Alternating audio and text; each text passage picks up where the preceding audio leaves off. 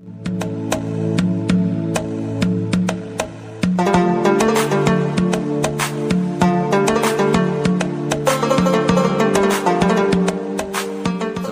warahmatullahi wabarakatuh.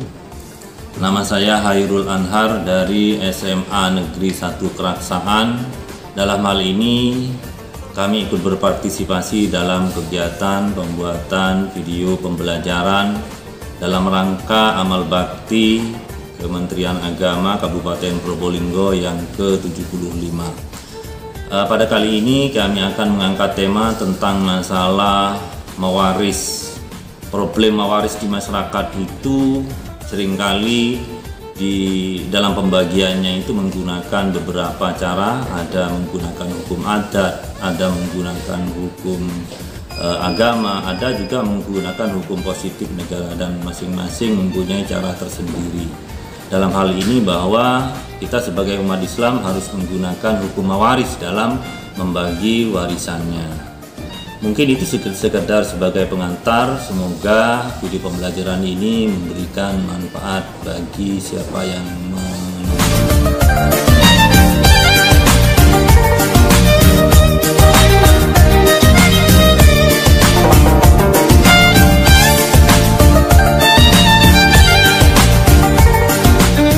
Adapun susunan ahli waris itu ada 2, dari golongan laki-laki itu ada 15 golongan, dari perempuan itu ada 10 golongan. Jadi seluruhnya ahli waris itu ada 25 golongan. Dari golongan laki-laki yang pertama adalah anak laki-laki, yang kedua cucu laki-laki dari anak laki-laki, terus ke bawah yang laki-laki itu tetap urut nomor 2. Kemudian untuk nomor 3 itu adalah bapak, nomor 4 itu adalah kakek dari bapak, kemudian yang nomor 5 itu adalah saudara laki-laki sekandung, yang nomor 6 itu adalah saudara laki-laki sebapak, yang nomor 7 itu adalah keponakan laki-laki dari saudara laki-laki sekandung.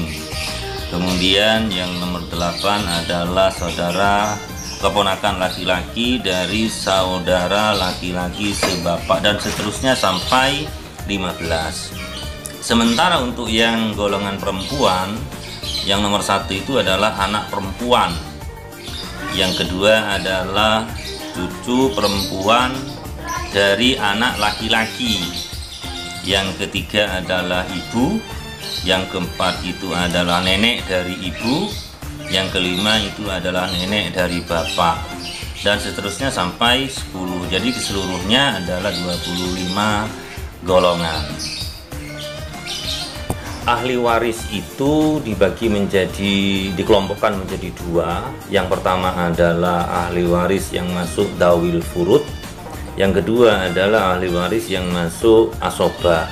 Yang dawil furud ini adalah ahli waris yang pembagiannya, ketentuannya itu di dalam Al-Quran sudah ditentukan.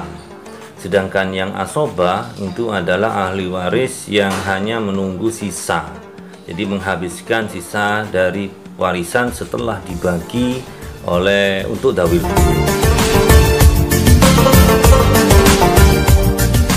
Aku sih pengen kuliah selepas SMA, tapi aku bingung. Bingung kenapa? Ya itu, biaya kuliahnya dari mana? Terus kata orang tuamu gimana? Bapakku sudah meninggal, tapi aku masih punya kakek. Kakekku punya sebidang tanah, tapi gak luas. Itu gimana ya? Gimana kalau kamu konsultasi ke guru agama aja? Ya juga sih.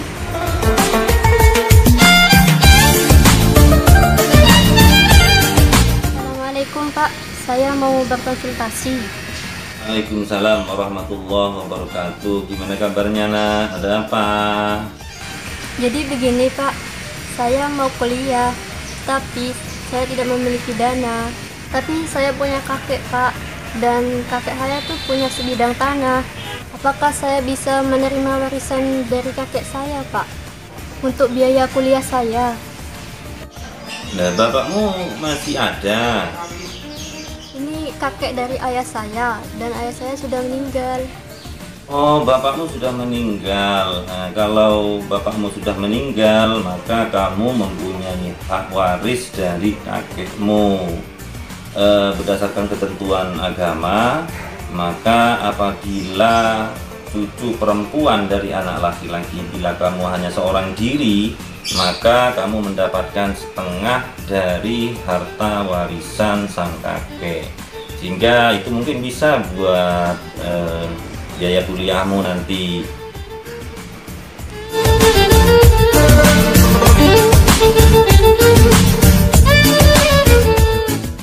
Contoh kasus tentang perhitungan warisan, misalkan ada seorang laki-laki meninggal dunia, kemudian ahli waris yang ditinggalkan seorang ibu, seorang istri, dan 2 anak laki-laki.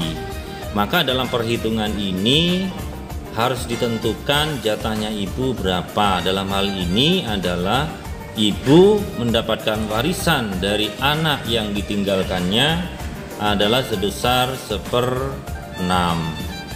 Kemudian untuk istri jatahnya adalah 1/8 dari warisan sang suami. Kenapa kok istri sedikit? Karena istri masih mendapatkan harta gonogini dari sang suami.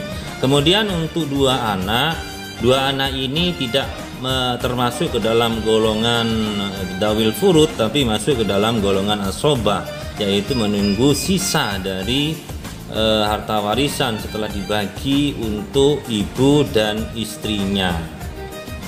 Itu untuk pembagiannya. Misalkan harta warisannya 60 juta, maka sang ibu yang mendapatkan 1/6 dari harta warisan itu jatah dapatnya adalah 10 juta. 1/6 kali 10 juta, maka 1/6 kali 60 juta, maka dia mendapatkan 10 juta. Sementara istri jatahnya adalah 1/8 kali harta warisannya, yaitu 60 juta, maka harta yang dia terima dari sang suami adalah 7,5.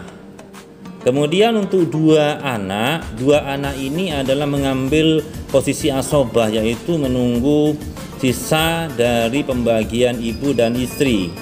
Maka 60 juta dikurangi 10 juta jatahnya ibu dan 7,5 jatahnya istri. Berarti untuk dawil furud itu dikeluarkan 17,5. Berarti sisa dari perhitungan dawil furud 60 juta dikurangi 17,5, maka untuk jatahnya asobah adalah 42,5 juta.